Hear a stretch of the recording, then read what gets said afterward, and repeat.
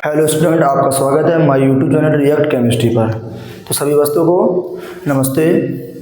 तो सभी बच्चों से अनुरोध है कि जिस बच्चों ने मेरी पिछली वीडियो को नहीं देखी है वो बच्चा चैनल पे पिछली वीडियो पढ़ी है वो देख कर आए, तभी ये टॉपिक आज का समझ में आएगा।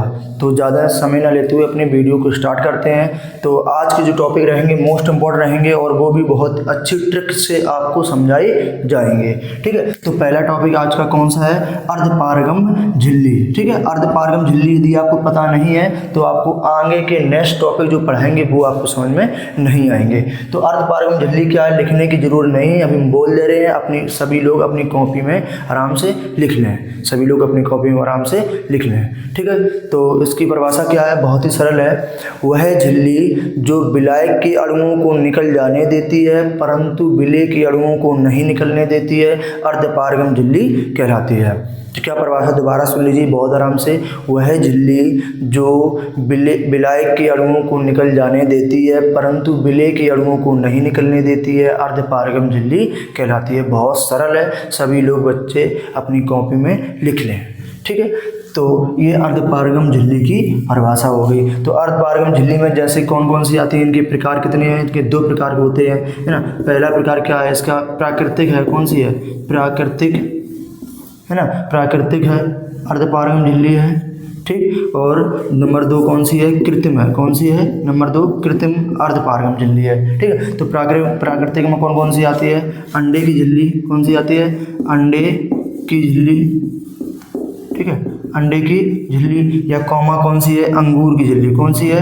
अंगूर की झिल्ली। ठीक है, प्राकृतिक झिल्ली कौन सी होती है? प्राकृतिक झिल्ली वो होती है जो नेचर में ऐसी पाई जाती है ना, नेचर में ऐसी पाई जाती है। वो कौन सी होती है? प्राकृतिक झिल्ली होती है, जिसमें कौन सी? अंडे की झिल्ली होती है और अंगूर की झिल्ली होती है। वो कैसी है? प्राकृतिक अर्धपारगम झिल्ली है। इसके बाद अगली कौन सी है? कृत्रिम अर्धपारगम झिल्ली। यानी कृत्रिम का मतलब जो मानव द्वारा प्रयोगशाला में निर्मित की जाए या मानव द्वारा प्रयोगशाला में बनाई जाए, वो कौन सी होती है? कृत्रिम अर्धपारगम झिल्ली। तो कृत्रिम अर्धपारगम झिल्ली में एग्जाम्पल में कौन कौन से है? कौन सा है?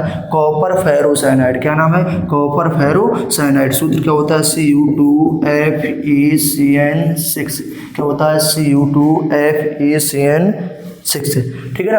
तो कौन सी है? कृत्रिम अर्धपारगम झिल्ली है। नाम क्या है? नाम है कॉपर फेरोसाइनाइड। क्या नाम है? Copper ferrocyanide. ठीक है ना। कौन सा, क्या नाम है इसका? कॉपर फेरोसाइनाइड, है ना। ये कौन सी है? कृत्रिम अर्धपारगम झिल्ली है। कौन सी है? कृत्रिम अर्धपारगम झिल्ली। तो अर्धपारगम झिल्ली कितने प्रकार की हैं? दो प्रकार की हैं। कौन सी? प्राकृतिक अर्धपारगम झिल्ली और कृत्रिम अर्धपारगम झिल्ली। प्राकृतिक अर्धपारगम झिल्ली कौन कौन सी होती है? अंडे की झिल्ली, कौमा अंगूर की झिल्ली। और कृत्रिम अर्धपारगम झिल्ली में कौन सी है? कॉपर फेरोसाइनाइड की झिल्ली। ठीक है, तो अब जिस बच्चा को स्क्रीनशॉट लेना है स्क्रीनशॉट ले सकता है।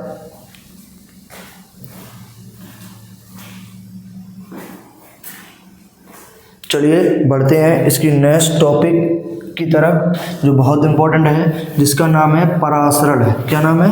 परासरण। सभी लोग अपनी कॉपी में हेडिंग लगा लें, परासरण। ठीक है, क्या नाम है? नेक्स्ट हेडिंग आपकी है, नेक्स्ट हेडिंग आपकी है परासरण। कौन सा है? परासरण। इंग्लिश में कहते हैं इंग्लिश में है ऑस्मोसिस। ठीक है, क्या नाम है? ऑस्मोसिस इंग्लिश में कहते हैं। ठीक है, इसकी परिभाषा बहुत ही आसान ट्रिक के साथ आपको समझाई जाएगी। बहुत मज़ेदार तरीका इसको समझने का है, बहुत अच्छी तरीके से आपको डेफिनेशन समझ में आ जाएगी। तो सभी बच्चों से कहते हैं कि कोई भी बच्चा वीडियो को स्किप करके नहीं जाएगा, पूरा वीडियो देखेगा तभी इसको पढ़ने में अच्छा लगेगा। ठीक है, तो देखो इसकी ट्रिक क्या है, हम अभी ट्रिक बनाते हैं इसकी। सभी लोग अपनी कॉपी में इसकी ट्रिक बना लें। सभी लोग अपनी कॉपी में इसकी ट्रिक बना लें। ये क्या है? ये है आपकी अर्धपारगम झिल्ली। क्या है? अर्धपारगम झिल्ली। क्या है? अर्धपारगम झिल्ली। ठीक है, और इसमें ये भरा है यहाँ पे कम सांद्रता का विलयन। कैसा है? कम सांद्रता का विलयन। और इस तरफ कैसा है? अधिक सांद्रता का विलयन है। ठीक है, कम सांद्रता का विलयन है ना। ये इसको हम रेड से कर दे रहे हैं जो आपकी समझ में आए। ठीक है, ये रेड से है, ये यहाँ पे है ना, रेड से ये कौन सा है, ये आपका है कम सांद्रता का विलयन, कम सांद्रता का विलयन, ठीक है।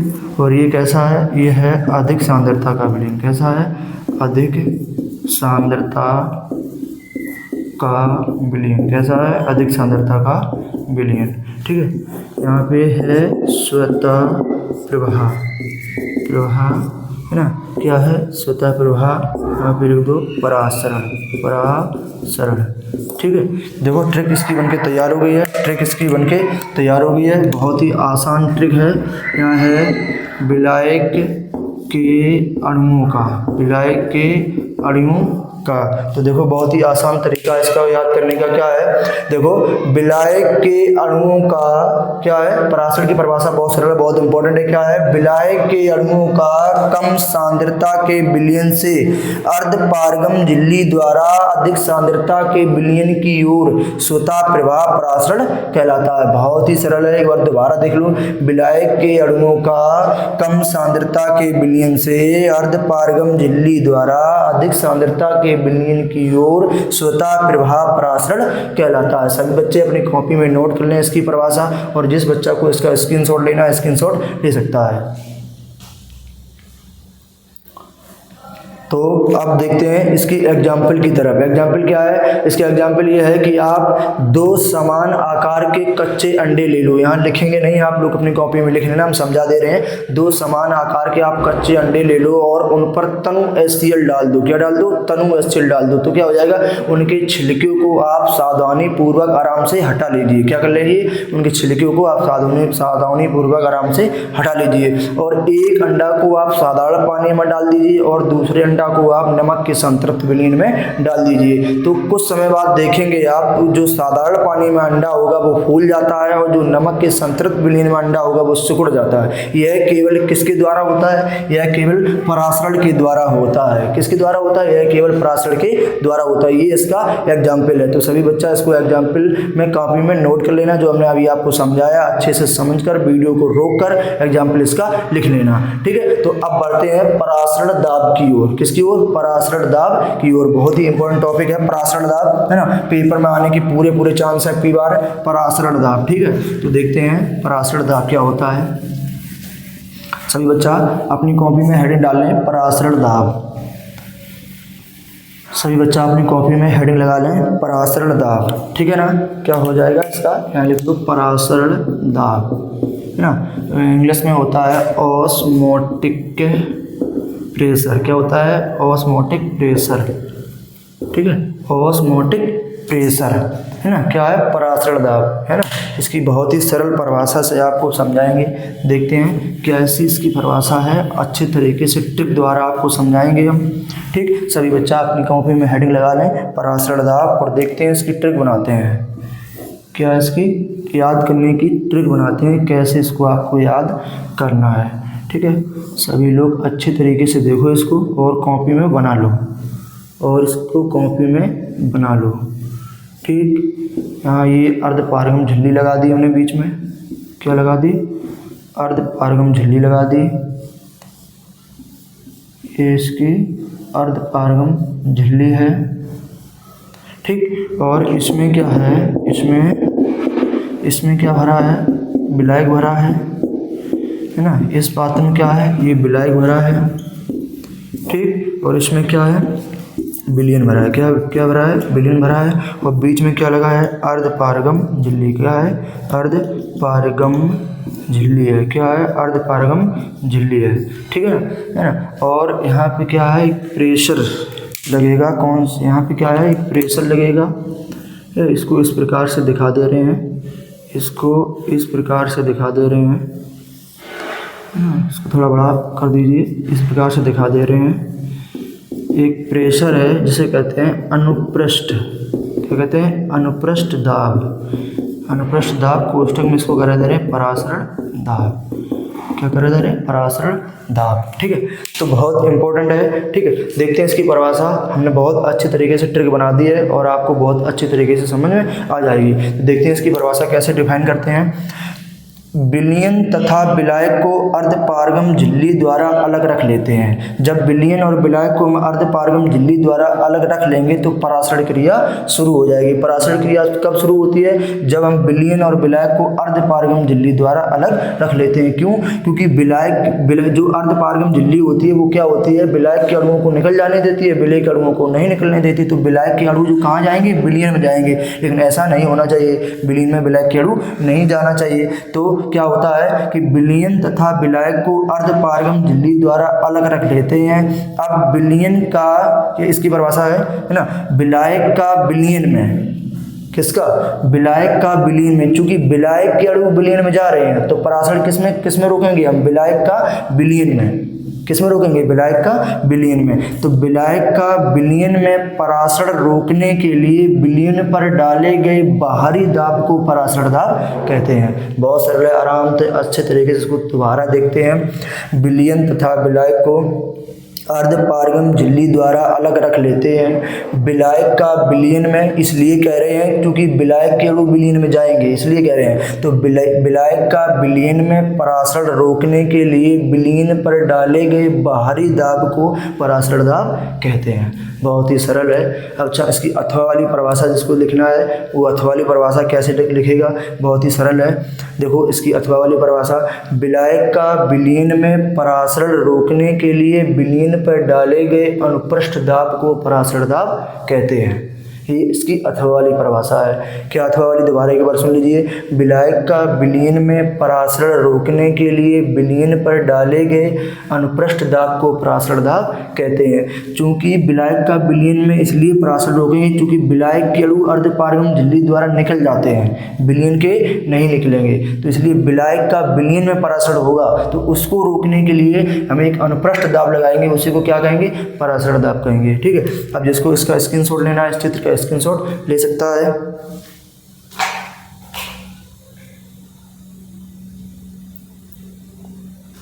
ना, इसकी परिभाषा साइड में लिख दे रहे हैं, बहुत ही आसान तरीके से लिख दे रहे हैं। क्या है? देखो ध्यान से।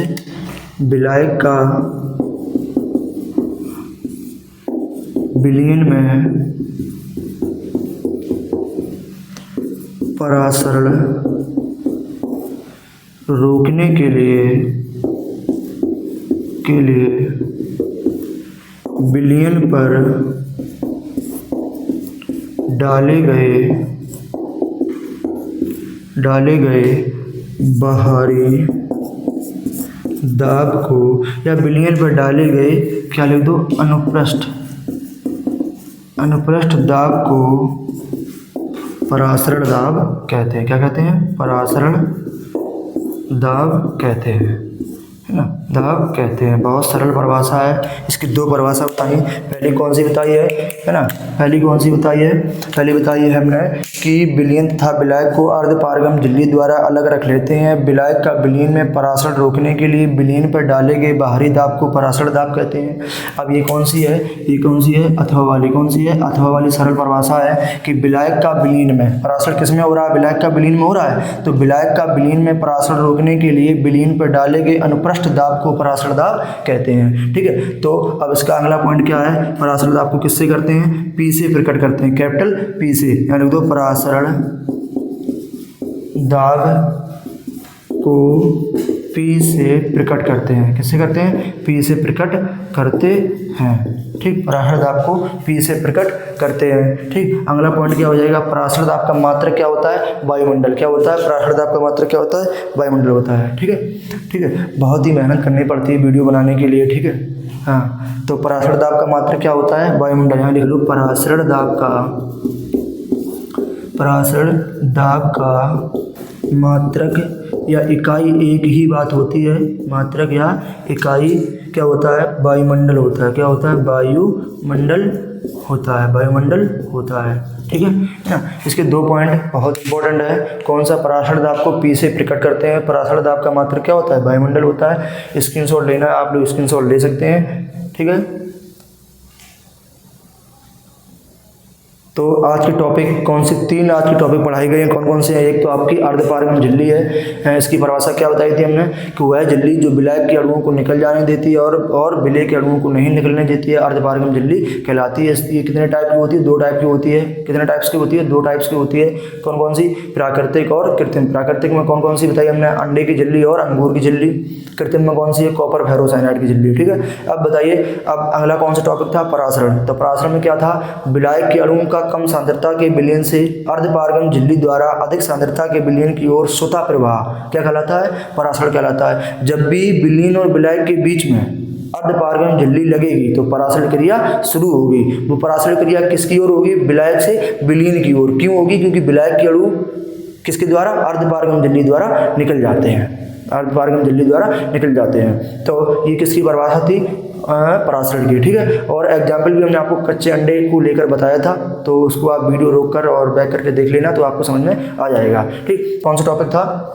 परासरण दाब। अगला कौन सा टॉपिक था? परासरण दाब। परासरण दाब में क्या था? हमने आपको एक पात्र बनाया जिसमें विलीन और विलायक भर दिया, है ना, अर्धपारगम झिल्ली द्वारा अलग रख दिया, और उसके बाद में क्या हुआ कि जब अर्धपारगम झिल्ली द्वारा अलग रखा तो परासरण क्रिया शुरू होगी। वो कहाँ से शुरू हुई? विलायक से विलीन की ओर। तो परासरण किसकी ओर होगा? विलायक से विलीन की ओर। तभी अर्धपारगम किसकी ओर होगा? विलायक से विलीन की ओर। ठीक है, तो तभी कहते हैं कि विलायक का विलयन में परासरण रोकने के लिए विलीन पर डाले गए अनुप्रस्थ दाब को परासरण दाब कहते हैं। इसे पी से डिनोट करते हैं और इसका मात्रक क्या होता है? वायुमंडल होता है। तो बहुत ही मेहनत से, बहुत ही शानदार ट्रिक से हमने आपको इसकी परिभाषा समझाई है। हम आशा करते हैं ये टॉपिक आपको बहुत अच्छे से समझ में आए होंगे। यदि आपको ये वीडियो अच्छी लगी हो तो वीडियो को लाइक करें और शेयर करें और वीडियो पर कमेंट करें, जिससे हमें मोटिवेशन मिले।